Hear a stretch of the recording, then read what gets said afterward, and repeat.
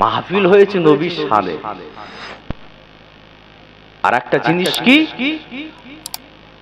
নবী ছাড়া নাজাতের কোনো রাস্তাই নেই। আপনি দুনিয়ার জমিনে নবীকে প্রয়োজন, কবরেতে নবীকে প্রয়োজন, কিয়ামতে নবীকে প্রয়োজন, মাহশারে ময়দানে নবীকে প্রয়োজন। কপাল আল্লাহ এরকম করেছে, নসিব আল্লাহ এরকম করেছেন। তুমি এই তুমি তো সরে বসো, পিছন থেকে যারা আছে দেখতে পাচ্ছে, তুমি একটু সাইড করে বসো। আল্লাহ তকদির এরকম করেছেন। আল্লাহ আদম নবীর উম্মত করে নাই, নূহ নবীর উম্মত করে নাই, ঈসা নবীর উম্মত করে নাই, ইসহাক নবীর উম্মত করে নাই, দাউদ নবীর উম্মত করে নাই, যে মুসা নবীর উম্মত করে নাই, হুদ নবীর উম্মত করে নাই, লূত নবীর উম্মত করে নাই। আল্লাহ আমাদেরকে এমন একজন নবী দিয়েছেন যে রাসূলকে আমার আল্লাহ সমস্ত নবীদের নেতা করেছেন। জোরে বলে, আরো জোরে বলে। আল্লাহ মাকাম দিয়েছেন আমার রাসূলের। নবীকে চেনেন, সর্ব জায়গায় রাসূলকে দরকার, সর্বক্ষেত্রে রাসূলকে দরকার। রাসূল ছাড়া নাজাতের কোনো জরিয়া নেই। যদি কেউ বলে নবী না নিয়ে আমি নাজাত পেয়ে যাব, কেউ বললো যে নবী ফবি দরকার নেই, আমি শুধুমাত্র আল্লাহ হলেই হবে। কিছু মানুষ আছে, বুঝতে পেরেছেন, কিছু মানুষ আছে যারা নিজেদেরকে আহলে কোরআন দাবি করে। কি দাবি করে? আহলে কোরআন। বলো আমাদের কাছে কোরআন পেয়ে গেছে, আবার কি দরকার? আমাদের কোরআনই যথেষ্ট, নবীর হাদিসের প্রয়োজন নেই। আমাদের কোরআন আছে, আল্লাহ আছে, বাস। আবার হাদিসের কি দরকার, নবীর কি দরকার? আরে মিয়া সাহেব, নবী না হলে আল্লাহ পাক কিছুই তো তৈরি করতেন না। সব তো নবীর ওসিলাই করেছেন, নবীর খাতিরের করেছেন। সব আমার রাসূল, আমাদের নবী যে সরকার দু আলম হুজুর পুর নূর সাল্লাল্লাহু আলাইহি ওয়াসাল্লামের সব নূরের ওসিলায় আমার আল্লাহ तमाम পৃথিবীটাকে তৈরি করেছেন। একবার জোরে বলে। কিছু কিছু মানুষ আছে, আফসোস হয়ে যাবেন ভাইজান। একজন মানুষের বক্তব্য শুনছিলাম, বলছে কি জানেন, বলছে নবী মর চুকা। কথা বুঝতে পারছেন তো নাকি? কাজটা বুঝবেন। নবী মর চুকা, খতম হো গয়ে। जिब्रील की आना जाना बंद हो गया।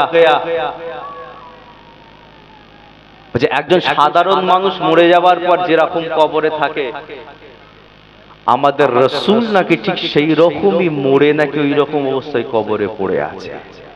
আস্তাগফিরুল্লাহ বললেন না, আস্তাগফিরুল্লাহ বললেন না, আস্তাগফিরুল্লাহুল আযীম। কি শানে, কত গুস্তাখি কথা। বলে যেমন সাধারণ মানুষ পড়ে আছে সেরকম পড়ে আছে, কোনো ক্ষমতাই নেই, কোনো শক্তি নেই, কিছু করতেই পারবে না। বলে কিয়ামতের ময়দানে অন্যান্য নবীরা যেমন নফসি নফসি করবে, বলছে ও মুহাম্মদ ও নবী তো তিনিও নিজের চিন্তায় নফসি নফসি করবে, উম্মতের কথা খেয়ালই থাকবে না। বলুন আস্তাগফিরুল্লাহ। শুনেছেন বক্তব্য, শুনেছেন?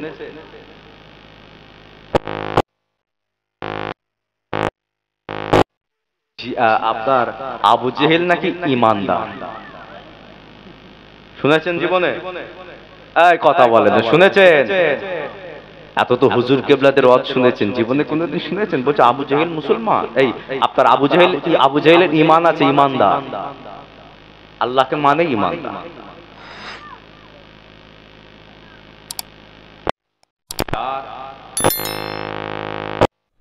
ও সবাইয়ের ওয়াজ কিন্তু শোনা যাবে না। টুপি আছে, দাড়ি আছে, জামা আছে, জুব্বা আছে, তাসবিহ আছে, সিজদা আছে, নামাজ আছে, সব কিছুই আছে, কিন্তু আকীদাটা গন্ডগোল হয়ে গেছে। সিরাতে ইমাম হুসাইন হুজুরের একটা জীবনী পড়ছিলাম। ইমাম হুসাইন হুজুরকে কারা শহীদ করেছে? একটু উত্তর দেন। কারা শহীদ করেছে? ইয়াজিদ। ইয়াজিদের সৈন্য সামন্তরা। তাহলে ইয়াজিদের পক্ষে কি আমার রাসূলের সাহাবারা ছিল কি ছিল না? ছিল কি ছিল না? ইয়েজিদের পক্ষে সাহাবারা তো ছিলেন, সাহাবার আওলাদরাও তো ছিল, আর ইমাম হুসাইন রাদিয়াল্লাহু তাআলা আনহুর পক্ষেও তো রাসূলুল্লাহ সাহাবারা ছিলেন। সিরাতে ইমাম হুসাইন হুজুরের জীবনী পড়ছিলাম, লিখছে যে ইয়েজিদ বাহিনী, ইয়েজিদ পক্ষ যারা ইয়েজিদকে মেনেছিল, ইয়েজিদকে খলিফা বলে মেনে নিয়েছিল, ইয়েজিদকে সাপোর্ট করেছিল, সেই পক্ষের মানুষরা বলছে কি যে তাড়াতাড়ি হুসাইনকে শহীদ কর, আসরের নামাজে টাইমটা পার হয়ে যাচ্ছে। কথা বুঝতে পেরেছেন কি পারেন? টুপি আছে, দাড়ি আছে, জুব্বা আছে, শহীদ করছে কাকে? ইমামে হুসাইন। কথা বলছেন না, কাকে শহীদ করছে? ইমামে হুসাইন হুজুরকে। আর ইমামে হুসাইন হুজুর সম্পর্কে আমার রাসূল কি বলেছেন? যে জান্নাতের যুবকদের সরদার আল্লাহ আমার ইমাম হাসান এবং আমার ইমাম হুসাইনকে আমার আল্লাহ জান্নাতের যুবকদের সরদার বানিয়ে দিয়েছেন। একবার জোরে বলে আল্লাহ। যারা ইমাম হাসানের সাথে, ইমাম হুসাইনের সাথে পৃথিবীর জমিনে যারা গোস্তাকি করবে, বেয়াদবি করবে, দুঃখ দেবে, আমার আহলে রাসূলদেরকে যারা কষ্ট দেবে, আল্লাহ তারা আমি নবী আমাকে কষ্ট দিল, আমি রাসূল আমার সাথে গোস্তাকি করলো, আল্লাহ আপনিও তাদের উপর অখুশি হয়ে যাবেন। ভাইজান বলেন, সেদিনে এজিদের পক্ষেও তো মুসলমান দাঁড়িয়েছিল কি ছিল না? কিন্তু কষ্টটা কাকে দিচ্ছেন? ইমাম হুসাইন হুজুরকে। বলছেন নামাজের টাইম হয়ে যাচ্ছে, নামাজ পড়তে হবে। নামাজ পড়ে কি হবে? তোমার নামাজ ঠিক আছে, নামাজ পড়া অসুবিধা নাই, তুমি এখানে কি করছো? আল্লাহ রাসূলের দ্বীন, ইসলাম, শরিয়ত অনেক কষ্ট করে আমাদের কাছে এসেছে। ভাইজান কি শান আল্লাহ দিয়েছেন, কি ইজ্জত মাকাম দিয়েছেন। আপনারা শুনেছেন আমার আল্লাহ রব্বুল আলামিনকে পৃথিবীর জমিনে আমার আল্লাহ কোন নবীর সাথে দেখা করে দেন, কোন নবীর সাথে দেখা করে দেন। মুসা আলাইহিস সালাম আল্লাহকে বলেছিল আল্লাহ আপনাকে দেখব, যাকে কালিমুল্লাহ বলা হয়। মুসা কালিমুল্লাহ, আল্লাহর সাথে কথা বলেছিলেন তিনি, এজন্য কালিমুল্লাহ বলা হয়। আল্লাহ আপনাকে দেখব। আল্লাহ বলছে মুসা আমাকে দেখার শক্তি তোমাকে দিই না, আল্লাহ আমি দেখব। এত জেদ করো না, না আল্লাহ আমি দেখব। বলো ঠিক আছে মুসা তুমি তাহলে তুর পর্বতে এসো। ইতিহাস আপনাদের জানা আছে, এই সমাজের যুবকেরা মুসা আলাইহিস সালাম চলে গেলেন, দুই রাকাত নামাজ মুসা আলাইহিস সালাম পড়ে দিলেন। আমার আল্লাহকে বলে ও আমার আল্লাহ আমি আপনাকে দেখতে চাই, ও আমার আল্লাহ আমি আপনাকে দেখতে চাই। এই সমাজের যুবকেরা আমার আল্লাহ মুসা নবীকে বললেন এ মুসা রে আমাকে দেখার মতো শক্তি দিই নাই, ক্ষমতা দিই নাই, তোমাকে দেখার মতো, আমাকে দেখার মতো তোমার ভেতরে সেই পাওয়ারটা দিই নাই। হাদিস শরীফের মধ্যে এসেছে আমার আল্লাহ রব্বুল আলামিনকে দেখার জন্য আমার আল্লাহর সামনে ৭০,০০০ নূরের পর্দা দিয়ে আড়াল করা আছে। আমার আল্লাহকে দেখতে গেলে ৭০,০০০ নূরের পর্দা সরাতে হবে, তবে আমার আল্লাহকে দেখা যাবে, তার আগে আমার আল্লাহকে দেখা যাবে না। মুসা আলাইহিস সালাম আল্লাহকে বলে ও আমার আল্লাহ আমি দেখতে চাই, ও আমার আল্লাহ আমি দেখতে চাই। এই সমাজের যুবকেরা আল্লাহ পাক বললেন মুসা রে আমাকে দেখার ক্ষমতা দেই নাই। মুসা আলাইহিস সালাম জেদ ছাড়ে নাই। আমার আল্লাহ ৭০,০০০ নূরের পর্দার ভেতর থেকে একটা মাত্র পর্দা আমার আল্লাহ যখনই সরিয়েছিলেন, ইতিহাস আপনাদের জানা আছে তুর পর্বতটা জ্বলে গিয়েছিল, মুসা আলাইহিস সালাম অজ্ঞান হয়ে পড়ে গিয়েছিল। এই সমাজের যুবকেরা মুসা আলাইহিস সালামের জ্ঞানটা যখন আসে আমার আল্লাহ বললেন এ নবী মুসা রে আমি তোমাকে বলেছিলাম আমাকে দেখার ক্ষমতা দিই নাই, শক্তি দিই নাই, আমাকে দেখার পাওয়ার দিই নাই। আমার আল্লাহ জিব্রাইলকে বলে আয় আমার জিব্রাইল রে তুমি মক্কার জমিনে যাও, আমার নবীর কাছে যাও, আমার মুস্তাফার কাছে যাও, আমার আহমদের কাছে যাও, আমার নবীর কাছে যাও, আমার রাসূলের কাছে যাও। আয় আমার জিবরাইল রে, আমার নবী উম্মে হানির ঘরেতে ঘুমায়, যাও আমার নবীর কাছে চলে যাও, আমার রাসূলকে গিয়ে জানাও আমি আল্লাহ আমার রাসূলকে দেখতে চাই। ইতিহাস আপনাদের জানেন, মুসা আলাইহিস সালামকে আল্লাহ বললেন দেখতে পাবেন, দেখতে পেলেন না। কথা বুঝতে পারছেন তো নাকি? মুসা জেদ করেছিলেন, আল্লাহ বলল দেখো সব ক্ষমতা দিয়েছি কিন্তু আমার দেখার ক্ষমতা তোমাকে দিইনি না। আর এদিকে আল্লাহ পাক জিবরিলকে পাঠাচ্ছেন, জিবরিল তুমি যাও কোথায়? উম্মে হানির ঘরেতে আমার রাসূল ঘুমাচ্ছে মক্কা শরীফে। উম্মে হানির ঘরেতে যাও, সেখানে যাও। উম্মে হানির ঘরেতে যাও কেন? আমি আল্লাহ আমার রাসূলকে একটু দেখতে চাই। সুবহানাল্লাহ বললেন। আচ্ছা আপনারা বলেন আমার আল্লাহ আসমান থেকে দেখতে পাচ্ছেন কি পাচ্ছেন না? শুনতে পাচ্ছেন কি পাচ্ছেন না? সবই পারেন, সবই জানেন, সবই দেখছেন, সবই আল্লাহ পাক জানেন। আল্লাহ কি আমার নবীকে দেখতে পাননি? দেখতে পান, কিন্তু আল্লাহ আমার রাসূলের মাকামকে সমস্ত নবীদের উপরে দিচ্ছেন। এজন্যই আল্লাহ কোরআন শরীফে জানিয়েছেন বিসমিল্লাহির রহমানির রহিম, আলাম নাশরাহ লাকা সাদরাক ওয়া ওয়াদানা আনকা বিজরক আল্লাযী আনকাযা যহরাক ওয়া রাফা'না লাকা যিকরাক। হাবিব আপনার জিকির, আপনার স্মরণ, আপনার ইয়াদগার, আপনার মারতাবা, আপনার মর্যাদা, আপনার আলোচনা, আপনার বুলান সব কিছুটাই আমি আল্লাহ আমার আরশে আজিমের উপরে দান করেছি। একবার জোরে বলে, আর একটু জোরে হলো না? অকার মানুষ যখন আমার রাসূলকে নিয়ে খারাপ কথা বলতে লাগলো, হাবিব আপনাকে নিয়ে যখন নোংরা কথা বলে, আমার নবী বলছেন আল্লাহ এরা আমাকে নিয়ে এত নোংরা কথা বলে, আমাকে নিয়ে এত বাজে কথা বলে, আমার আল্লাহ আমার রাসূলকে সান্ত্বনা দেবার জন্য বলল হাবিব টেনশন নিতে হবে না, অত ইজ্জু মান তাশা অত জিল্লু মান তাশা, ইজ্জত দেনে वाला আমি আল্লাহ, বেইজ্জতি করনে वाला আমি আল্লাহ। আয় আমার হাবিব तमाम পৃথিবীর মানুষ যদি আপনার ইজ্জতকে টেনে টেনে টেনে যদি মাটির সাথে মিশিয়ে দেয়, হাবিব আমি আল্লাহই তো আপনার ইজ্জতকে আমার আরশে আজিমের উপরেই দান করে দিয়েছি। জোরে জোরে গোলাম হয়েছেন, গোলামের মতো হয়। নবী ছাড়া কোনো রাস্তা নেই, সারা জীবন নবী নবী করতে হবে। নবী ছাড়া কোনো রাজাদের রাস্তা নেই। যতই ইবাদত করেন, যতই তাসবিহ পড়েন, যতই তেলাওয়াত করেন, যতই নামাজ পড়েন, যত যাই কিছুই করেন, যদি অন্তরে রাসূলুল্লাহ শান মান ও ইজ্জত ও আবরুয়াত নিয়ে যদি নিজেদের অন্তরে যদি কোন রকম গুস্তালিকিমূলক যদি কোনো জিনিস হয়ে থাকে, আপনার ঈমান চলে যাবার সম্ভাবনা থাকবে। আল্লাহু আকবার। আল্লাহ পাক জিবরিলকে বললেন জিবরিল যাও আমার নবীর কাছে যাও।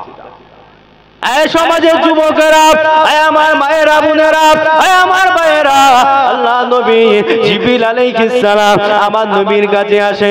আমার রাসূল মক্কার জমিনে উম্মে হানির ঘরেতে আরাম করে ঘুমায়। জিবরিল আলাইহিস সালাম এসে গেলেন, উম্মে হানির ঘরের সামনে দাঁড়িয়ে আছে। আমার নবীকে ডাকতে পারে নাই, আসমানের দিকে তাকিয়ে তাকিয়ে বলে আল্লাহ আমার নবীকে কেমন করে ডাকবো? আমি যদি আমার রাসূলকে ডেকি আমার নবীর যদি ঘুমটা ভেঙে যায়, আল্লাহ পাক আমার রাসূলের ঘুমটা যদি ভেঙে যায়, আমি জিবরাইল না জানি আমার উপরে যদি আমার নবী অখুশি হয়ে যায়, আমি জিবরাইল ধ্বংস হয়ে যাব। আয় আমার আল্লাহ আপনি আমাকে বলে দেন কেমন করে নবীকে ডাকবো, কেমন করে রাসূলকে ডাকবো। আমার আল্লাহ জিবরাইলকে শিখিয়ে দিচ্ছে, জিবরাইল তুমি আমার নবীর ঘরের সামনে দাঁড়িয়ে দাঁড়িয়ে আমার রাসূলকে প্রথমে তুমি সালামটা জানাবে, আসসালাতু আসসালামু আলাইকা ইয়া রাসূলুল্লাহ, আসসালাতু আসসালামু আলাইকা ইয়া হাবিবাল্লাহ। এই আমার জিবরাইল যদি সালামের উত্তরটা ঘর থেকে না আসে, আবার তুমি আমার নবীকে সালাম দেবে। আবার যদি উত্তরটা না আসে, আবার তুমি আমার নবীকে সালাম দেবে। এই আমার জিবরাইল সারা রাত যদি ঘরের ভেতর থেকে উত্তরটা না আসে, তুমি আমার রাসূলকে সালামটা তুমি দিতে থাকবে, কেননা আমি আল্লাহ আমার রাসূলকে দেখতে চাই। আল্লাহু আকবার, আল্লাহু আকবার, আল্লাহু আকবার। কি শান দিয়েছেন আল্লাহ। জিবরিল আলাইহিস সালাম আস্তে আস্তে ডাকছেন, কথা বুঝতে পারছেন তো ভাইজান? আদব দেখুন, সিস্টেম দেখুন, শিষ্টাচার দেখুন। জিবরিল ডাকার আগে আল্লাহকে জিজ্ঞেস করছেন কিভাবে ডাক, কেমন করে ডাক।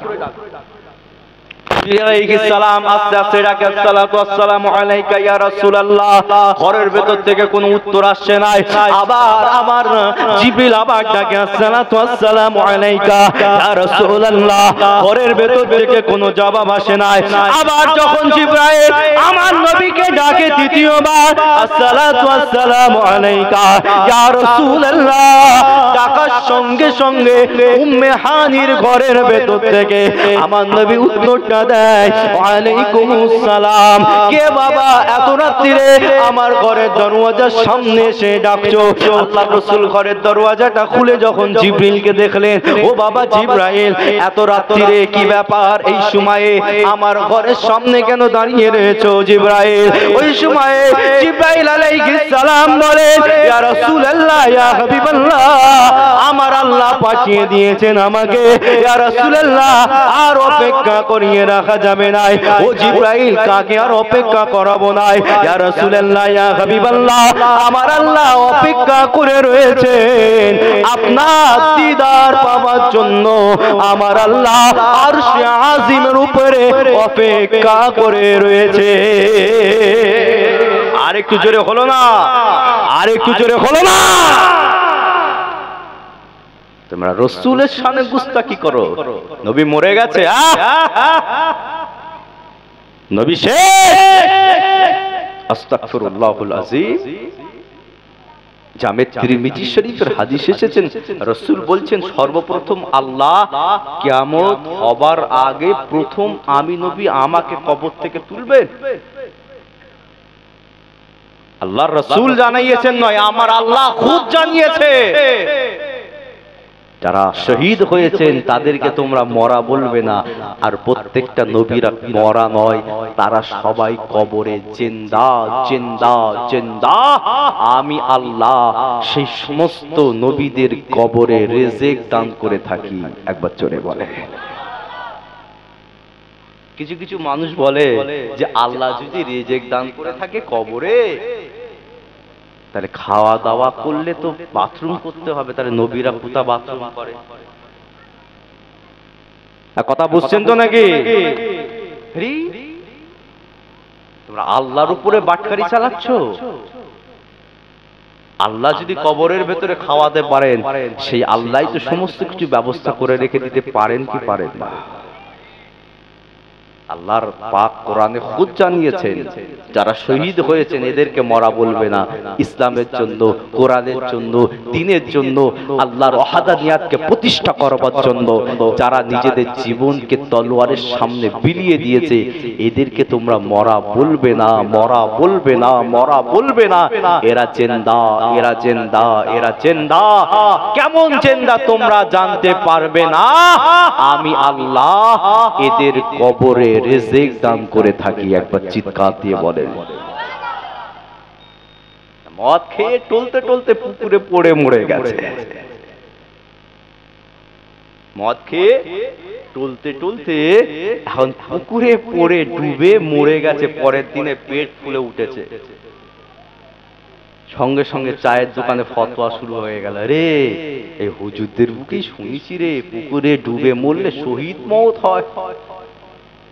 কথা বলে গো, চাচার নসিব কত ভালো, চাচার নসিব কত ভালো, পুকুরে ডুবে মরে গেছে। মুখ দিয়ে বদবদ করে মদের গন্ধ বেরোচ্ছে। কথা বুঝতে পারছেন কি পারছেন না? উম্মতে মুহাম্মাদি পরিবর্তন হয়। ইসলাম অনেক কঠিন এবং কষ্টের সাথে আমাদের ঘরে এসেছে। একটু বোঝার চেষ্টা করে। বাপরে বাপরে বাপরে, মদ করতে টেম্পার শুনলে অবাক হয়ে যাবে। একজন আমাদের বাড়িতে একটু টাকা পয়সা চাইতে আসে। গরিব হয় না, ভাইজান কিছু পয়সা দেন, কিছু দেন। কি করবি? ভাইজান কি করবো, একটু চা পানি বিস্কুট খাবো, দেন না। কিন্তু জানি সে মদ খায়। আমি বললাম দেখো, তোমাকে দিলে তুমি তো সোজাসুজি মদের দোকানে যে মদ খাবে, তোমাকে টাকা দিয়ে কি হবে? তুমি আমাকে কথা দাও যে আমি আর মদ খাবো না, তুমি প্রতি সপ্তাহে এসো, আমি তোমাকে পয়সা পয়সা। ভাইজান আপনি এবারে দেন, লাস্ট আপনাকে জবান দিচ্ছি, আর মদ খাবো না, আপনি পয়সা দেন, সোজা যে চায়ের দোকানে চা। আমি বললাম যাক, যদি আল্লাহ পরিবর্তন করে, হেদায়েত করে। টাকাটা দিয়েছি। আর একজনকে বলেছিলাম একটু খোঁজ খবর রাখবে, তো কি করে ও টাকাটা নিয়ে, কি করে। তো বেশ কিছুদিন কেটে যাওয়ার পর সে ছেলেটার সাথে দেখা হয়েছে। আমি বললাম কি গো, খোঁজ খবর নিয়েছিলে, কি হলো? ও তো আমাকে বলেছিল যে আমি মদ ফদ খাবো নি। বলো ভাইজান, মদখোরের কথা আপনি বিশ্বাস করেন? বললাম কেন? বলো সুজা সুজি ওই পয়সাটা নিয়ে সুজা মদখানায় ঢুকে। তাই নাকি? কি বলো? হ্যাঁ। আমি বললাম আচ্ছা ঠিক আছে, আসবে তো আমার কাছে, আসতে তো তাকে হবে। তো এসেছে, পয়সা শেষ, হুজুর কিছু পয়সা দেয়। হ্যাঁ ঠিকই আছে, কোনো সমস্যা নেই। বলো সেদিনে কোথায় গিয়েছিলে পয়সাটা নিয়ে? বলছে পয়সাটা দিয়েছেন ভাইজান সোজাসুজি চায়ের দোকানে যে চা খেয়েছি। আর যে সাদা চা খেয়েছো না লাল চা? এখন আমার কথা বুঝতে পারেনি না বুঝেছে জানি না, বলে ফেলেছে হুজুর সাদা চা খেয়েছি। চা বা সাদা হয়? আর কি গো, বললাম তুমি আমার সাথে বিয়াদবি করলে, তোমাকে টাকা দিয়েছি, তুমি কথা দিয়েছিলে, কিন্তু তুমি তো মদখানায় যে মদ খেয়েছো। কিছুক্ষণ চুপ করে থেকে আমাকে উত্তর দিচ্ছে, ভাইজান পয়সা দিতে হলে দেবেন, মদ খাবো কি না খাবো আপনি নিষেধ করাচ্ছেন। সরি বাপরে, যে কঠিন মুসলমান। বললো পয়সা দিতে হয় দেবেন, না দিতে হয় না দেবে। আপনি মানা করার কে? আমি খাবো কি খাবো নি আমার ব্যক্তিগত ব্যাপার। আমি কি আপনার টাকায় খেয়েছি? কথা বুঝতে পারছেন তো নাকি? সমাজের বুকে আছে না নেই? মদ খেয়ে শুয়ে থাকলে কি ভাবছেন টাওয়ার নেই? আবার পকেটে হাত দিয়ে দেখবে। এই জন্যই বলা হয় যে মদ খেয়ে যদি বউকে তালাক দেয়, তালাক হয়ে যাবে। মদ খেয়ে যদি কেউ তার বিবিকে তালাক দেয়, তালাকটা সঙ্গে সঙ্গে অ্যাকসেপ্টেবল হয়ে যাবে। পরে বলবেন হুজুর মদ খেয়ে বলে ফেলেছিলাম, কি হবে? কোনো কাজ হবে না। আবার বলে যাচ্ছি ভাইজান, ইসলাম আমাদের কঠিন ভাবে এসেছেন, বুঝুন। জিবরিল ইয়া রাসূলুল্লাহ উযুটা করে। হুজুর উযু করে নেন, যেতে হবে আল্লাহর কাছে, যেতে হবে। হুজুর উযুটা করে। আল্লাহ রাসূল উযু করলেন, যাব কি করে? হুজুর ওই যে আল্লাহ পাকের গাড়ি বোরাক দাঁড়িয়ে আছে, আল্লাহ রাসূল বোরাকের উপরে উঠলেন, আর জিবরাইল ডানা দিয়ে উড়ে উড়ে গেছে। কোথায় যাচ্ছে?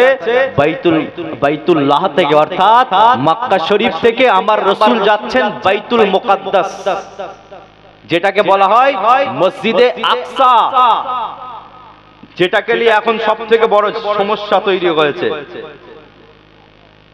মসজিদে আকসা, এই মসজিদ আমাদের, এই মসজিদ প্রত্যেকটা নবী আলাইহিমুস সালামের কদমের ছোঁয়া আছে এই মসজিদে।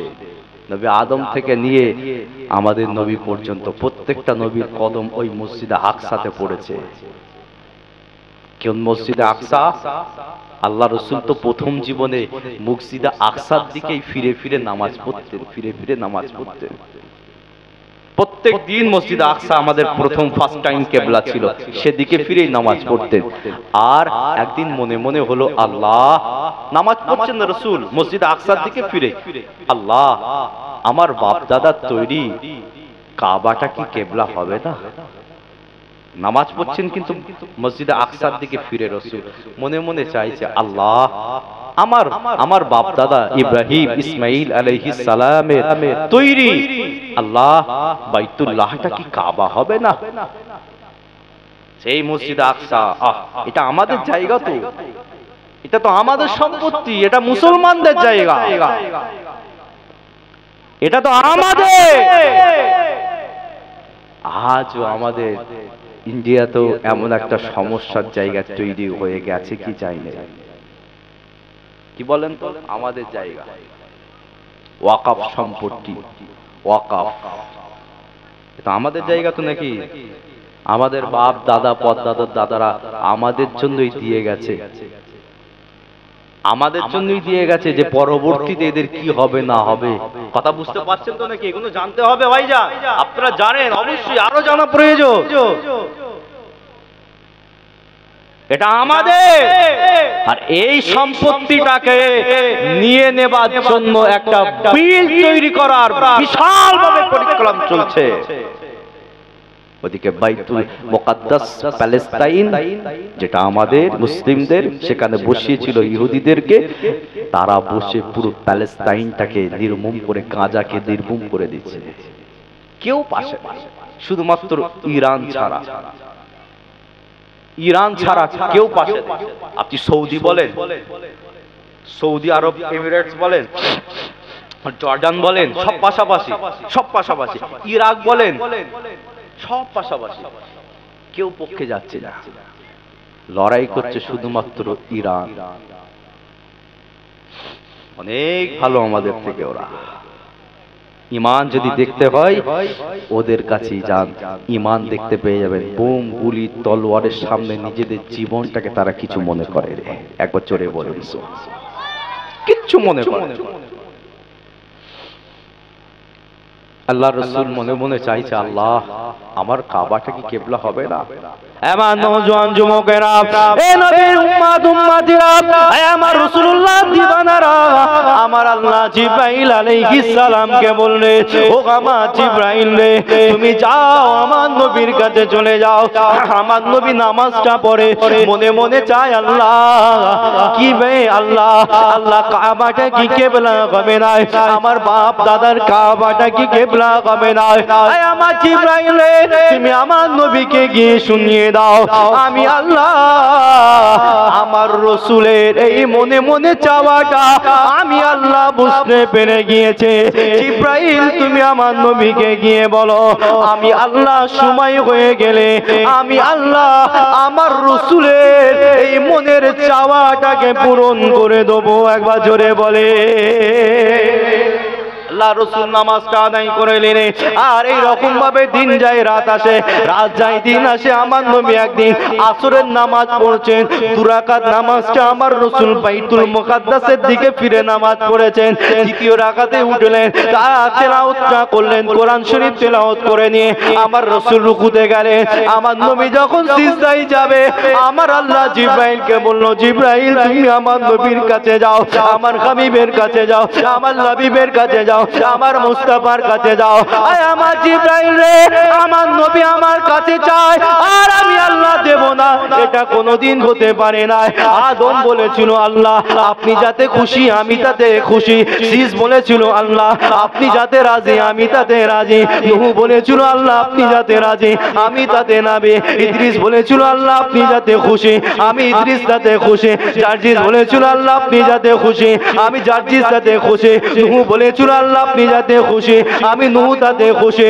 প্রত্যেকটা নবী আলাইহিস সালামরা আমার আল্লাহকে জানিয়েছে, আমার আল্লাহ আপনি যাতে খুশি আমরা নবীরা তাতে খুশি। আর আমার নবীর বেলায় আমার আল্লাহ জানিয়ে দিয়েছে, আমার মুস্তাফা আপনি যাতে খুশি আমি আল্লাহ তাতে খুশি। একবার জোরে বলে। আল্লাহ বলেছেন, নবী আপনি যাতে খুশি আমি তাতে খুশি। জিবরিল আলাইহিস সালাম আসেন, আমার রাসূল সিজদায় যাবেন। আমার আল্লাহ জিবরিলকে বললেন, জিবরিল আমার রাসূলকে গিয়ে জানাও আমার নবী যেন এই তৃতীয় রাকাতের সিজদাটা যেন বাইতুল মুকাদ্দাসের দিকে না দেয়। আমার নবী যেন মাথাটা ঘুরিয়ে নিয়ে কাবা শরীফের দিকে যেন সিজদাটা করে। কেন না আমি আল্লাহ আমার রাসূলের খাতিরে, আমার নবীর জন্য, আমার রাসূলের ওসিলায় আমি আল্লাহ কিবলাটাকে আজ থেকে কাবা বানিয়ে দিলাম। যে রাসূল যে মসজিদে নামাজ পড়ে এই জিনিসটা করেছিলেন, হাজী সাহেব যারা আছেন তারা জানবেন। ওই মসজিদটার নাম হয়েছে কেবলাতাইন। কি নাম হয়েছে? কেবলাতাইন মসজিদে কেবলাতাইন, দুই কেবলা বিশিষ্ট মসজিদ। আল্লাহ পাক নিয়ে গিয়েছিলেন, একবার গিয়ে দেখে এসেছি। উমরায় গিয়েছিলাম, টাকা পয়সা যাদের আছে একবার অন্তত উমরাতে গিয়ে ঘুরে আসে। একবার প্লিজ রিকোয়েস্ট, বিভিন্ন জায়গায় ঘুরতে যান, টাকা পয়সা খরচা করেন, বিভিন্ন জায়গায় যান, একবার নবীর দেশটাতে অন্তত ঘুরে আসেন, তবেই বুঝতে পারবেন যে আল্লাহর রাসূলের মেহনতটা আমাদের জন্য কতটা কঠিন ভাবে তিনি করেছে। যখন ওহদের সামনে দাঁড়াবেন, সেই ওহদের সেই সমস্ত মর্মান্তিক ঘটনাগুলো যেগুলো আপনারা অজের মাহফিলে বসে বসে শুনেছেন, কিতাবে আপনারা পড়েছেন, যখন আপনি দাঁড়াবেন ওহদের সামনে, সেই ওহদের কঠিন যুদ্ধটা আপনার চোখের সামনে ফুটে উঠবে। যখন বদরে দাঁড়াবেন, খন্দকে দাঁড়াবেন, যখন হেরা গুহার সামনে দাঁড়াবেন, আল্লাহ আমার রাসূল নিচের জমিন থেকে ৩,৫০০ ফুট উপরে আমার রাসূল হেঁটে হেঁটে উঠেছিল কোরআন শরীফ যেখানে সর্বপ্রথম নাজিল হয়েছিল। হেরা গুহা জমিন থেকে ৩,৫০০ ফুট উঁচু, একটুখানি নয়।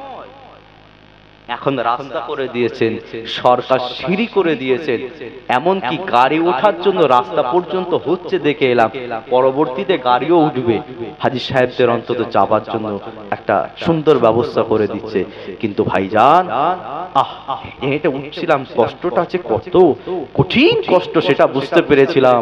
তখন তো সিঁড়ি ছিল না, পাহাড় এপার ওপার, এপারে ওপারে পা দিয়ে উখড়ো খুকড়ো, ছোট খাটো বড়, যে এবড়ো খেবড়ো পাহাড়ে পা দিয়ে রাসূলুল্লাহ হেরা গুহার উপর উঠেছিলেন, জমিন থেকে ৩,৫০০ ফুট উপর। কি বুঝছে? আল্লাহু আকবার। রাসূল নামাজটা পড়লেন, জিবরাইল আলাইহিস সালাম বললেন, হুজুর মাথাটা ঘুরিয়ে দেন। রাসূল নামাজ পড়তে পড়তে মাথাটা ঘুরিয়ে নিলেন কাবা শরীফের দিকে। নামাজ শেষ হয়ে গেল, সাহাবারা বললেন, ইয়া রাসূলুল্লাহ কি ব্যাপার হুজুর, আপনি মাথাটা ঘুরিয়ে নিলেন কেন? আল্লাহ রাসূল বলেন, বাবা আমার আল্লাহ আমার দোয়াকে কবুল করে নিয়েছে, আজ থেকে আমাদের জন্য আমার আল্লাহ খানাই কাবাটাকে কিবলা বানিয়ে দিয়েছে। একবার জোরে বলে, আর একটু জোরে হলো না? আর একটু জোরে হলো না? সেই কিবলা। আল্লাহ রাসূল একদিন নামাজ পড়ছেন মসজিদে নববী শরীফ, নামাজ পড়তে পড়তে আল্লাহ রাসূল হাতটা লম্বা করেছেন। কি করেছেন? হাতটা লম্বা করেছেন। এখন আপনাদের কাছে আমি একটা প্রশ্ন রাখি, আমরা হাতটা লম্বা করলে কতটা উঁচু যাবে হাত? খুব জোর 7 ফুটের যদি ব্যক্তি হয় কতটা যাবে? এই কি প্যান্ডেল পর্যন্ত হাত যাবে কি? আমার কথা বুঝতে পারছেন তো নাকি? একটু উত্তর দেন। প্যান্ডেল পর্যন্ত হাত যাবে এরকম ব্যক্তিকে আপনি দেখেছেন আমাদের পশ্চিম বাংলার ভেতরে? খুব জোর 7 ফুট এরকম মানুষ, কি 6 ফুট 50, কি 6 ফুট 10। আমার রাসূল হাত যেরকম বাড়িয়েছে, কিছুক্ষণ রাখার পর হাতটা আবার নামিয়ে দিয়েছে। সাহাবায়ে কেরামরা দেখছেন রাসূল হাত বাড়িয়েছেন, যেহেতু পিছনে দাঁড়িয়ে আছেন নামাজে, সাহাবায়ে কেরামরাও হাতটা লম্বা করেছে, আবার হাতটা নামিয়ে দিয়েছে। নামাজটা সব কমপ্লিট হয়ে গেল। হয়ে যাওয়ার পর আল্লাহর রাসূলকে সাহাবারা প্রশ্ন করছেন, হুজুর আপনি নামাজ পড়তে পড়তে হাতটাকে লম্বা করলেন, ইয়া রাসূলুল্লাহ এটা কি নামাজের ভেতরে কি কোনো নতুন নিয়ম এসেছে? আল্লাহ পাক কি নাযিল করেছেন যে নামাজ পড়তে পড়তে হাতটা আবার লম্বা করতে হবে? কেন, তোমরা কি করেছো বাবা? বলছেন, হুজুর আপনি ছাড়া তো কিছু চিনিনি, আপনি হাত লম্বা করেছেন। হুজুর আমরাও হাতটাকে দেখে দেখে লম্বা করেছি। একবার সুবহানাল্লাহ বললেন না? আল্লাহ রাসূল মুচকে মুচকে হাসছে। কি করেছো? হুজুর, হুজুর আপনি হাতটা লম্বা করলেন কেন? বাবা আমি নামাজটা পড়ছিলাম তো, পড়তে পড়তে আমার অন্তরের চোখটা আল্লাহ পাকের জান্নাতে চলে গেছে। একবার সুবহানাল্লাহ বললেন। কোথায় গেছে? জান্নাতে গেছেন। বাবা আমি জান্নাতের ভেতরে দেখছি আল্লাহ একটা খরমা গাছে এত খরমা দিয়েছে, সেই গাছটা খরমার কাঁদিটা এত ওয়েট এবং ওজন হয়ে গেছে, ঝুলতে ঝুলতে ঝুলতে ঝুলতে জান্নাতের জমিনের সাথে মিশে গেছে। আমি রাসূলুল্লাহ আমার মনে হলো যে আমি সেই কাঁদিটাকে কেটে নিয়ে চলে আসি। সেজন্য আমি রাসূল এই দুনিয়ার জমিন থেকে হাতটা লম্বা করেছিলাম। বাবা, আল্লাহ আমার হাতটাকে সেই রহমতের জান্নাতের ওই খরমা গাছের গায়েতে পৌঁছে দিয়েছিলেন। আরেকটু জোরে হলো না? রাসূলের মাকাম বুঝতে পারছেন তো? এগুলো হচ্ছে কারামত বলা হয়। এগুলোকে আমার রাসূলের আপনার অলৌকিক জিনিস বলা হয়। এগুলো পৃথিবীর মানুষ বিশ্বাস করবে না। এটা আবার হয় না, এ আবার কি করে হয়? এসব হয় না। এগুলো হচ্ছে আমার রাসূলের জন্য আল্লাহ স্পেশাল নিয়ামত দিয়েছে। তুমি মৌলানা সাহেব যদি বলো নবী আমরা সবই একই ব্যাপার, সব একই জিনিস, হবে নাকি? তাই সোনার মানিকেরা, এই নওজোয়ান যুবকেরা, আমার ভাইয়েরা, মুন্সিরাতে জমিনের মানুষেরা, আজকে বোঝার চেষ্টা করবেন আল্লাহ পাক আমার নবীর ইজ্জত, মর্তবা, মর্যাদা, রুতবা, শান আমার আল্লাহ কত বাড়িয়ে দিয়েছে। আল্লাহ পাক রব্বুল আলামিন আমার রাসূল যখন বাইতুল মুকাদ্দাসে যখন আমার রাসূল পৌঁছে গেলেন, আল্লাহ রাসূল যখন মসজিদে আকসার ভেতরে প্রবেশ করছেন, আমার নবী দেখতে লাগলেন যে আমার রাসূলকে ওয়েলকাম জানানোর জন্য, আমার রাসূলকে স্বাগতম জানানো, নবী আদম থেকে নিয়ে নবী ঈসা পর্যন্ত প্রত্যেকটা নবীরা দাঁড়িয়ে রয়েছে। আর একটু জোরে বলুন সুবহানাল্লাহ। আল্লাহর রাসূল সবার সাথে দেখা করে নিলেন। আল্লাহ নবী একটা সাইডে দাঁড়িয়ে গেলেন। আমার আল্লাহ জিবরাইলকে বলল, জিবরাইল এখনো নামাজটা কেন শুরু হচ্ছে না? এই সমাজে যুবকেরা, আল্লাহ পাক ওই সময় জিবরাইলকে বলে, এ আমার জিবরাইল রে, এখনো কেন নামাজটা শুরু হয় নাই? জিবরাইল আলাইহিস সালাম বলেন, ইয়া আল্লাহ, কে আজকে নামাজটা পড়াবে? আমার আল্লাহ জিবরাইলকে বলল, জিবরাইল আজকের এই মসজিদের আকসায়, আজকের এই মসজিদে আকসাতে আমি আল্লাহ আমার রাসূলকে প্রত্যেকটা নবীদের ইমাম বানিয়ে দিলাম। আর একটু জোরে হলো না? আর একটু জোরে হলো না? আল্লাহ পাকের নবী, আল্লাহ পাকের নবী চুপ করে একটা সাইডে দাঁড়িয়ে আছেন।